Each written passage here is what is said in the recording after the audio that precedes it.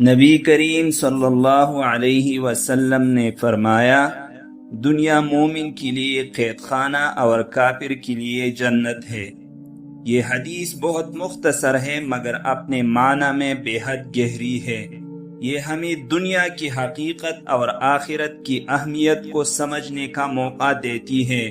اس حدیث کا مطلب یہ ہے کہ دنیا مومن کے لیے آزمائش، صبر اور قربانی کی جگہ ہے۔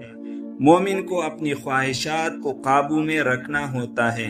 اسے دنیا کی عارضی لذتوں کو چھوڑ کر اللہ کی رضا کے لیے جینا پڑتا ہے۔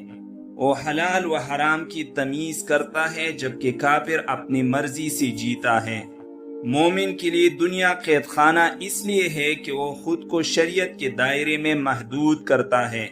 وہ نفس کی خواہشات پر قابو پاتا ہے اور ہر کام میں اللہ کی رضا کو ترجیح دیتا ہے۔ دوسری طرف کافر دنیا کو ہی سب کچھ سمجھتا ہے۔ وہ دنیا کی آسائشوں میں کھو جاتا ہے اور آخرت کو بھول جاتا ہے۔ اس کے لیے یہی دنیا جنت بن جاتی ہے، کیونکہ وہ کوئی روک ٹوک برداشت نہیں کرتا۔ لیکن اصل جنت تو آخرت میں ہے، جو صرف مومنوں کے لیے ہے۔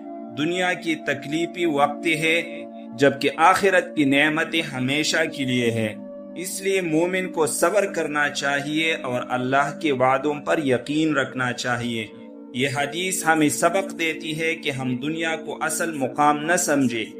ہمیں اپنے آخرت کو سنوارنے کے لیے دنیا کی خواہشات کو قربان کرنا ہوگا۔ اللہ تعالی ہمیں اس حدیث پر عمل کرنے کی توفیق عطا فرمائے، آمین۔